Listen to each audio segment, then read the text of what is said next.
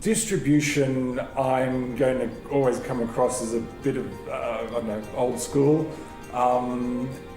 We're about TV audience, well, we're about audience measurement, and our main focus is TV.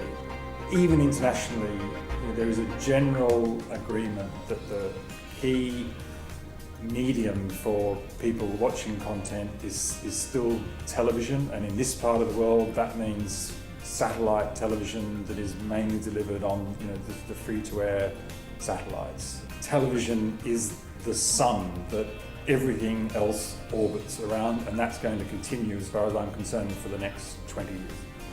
Today, satellite TV is still remains to be the number one distribution channel. I mean, we've got 330 million population, serving about 50 million households in the region. Perhaps out of the 50 million households, maybe there are 5 million that are well served broadband-wise and 45 million not. So the 45 million that are not can only be reached by satellite or terrestrial transmission. So since everybody, receiving satellite TV channels is very inexpensive now, I think satellite remains to be the leading delivery platform and the best way to reach the masses. I think it's still fairly linear in the sense that we're serving the content and the viewer watches it.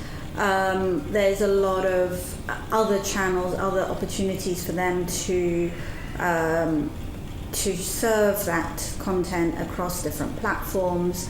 The multi-platform route is still in its infancy in this part of the world.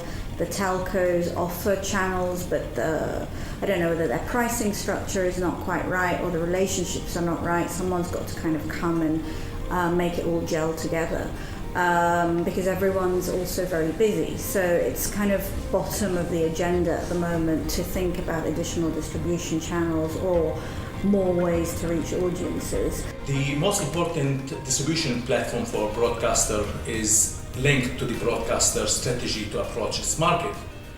Today we still believe that TV is still the key window for appointment viewing, and it captured the majority of the viewing time. Now, going beyond that window, there is the video on demand, catch up and rewind TV formats, which we have recently introduced to the market. And what these distribution windows have done is that it took the number of hours that an ordinary viewer watched media and then increased that number of hours and multiplied it by 1.5. So what we see is the new distribution channel complementing the traditional one and adding benefits to all parties.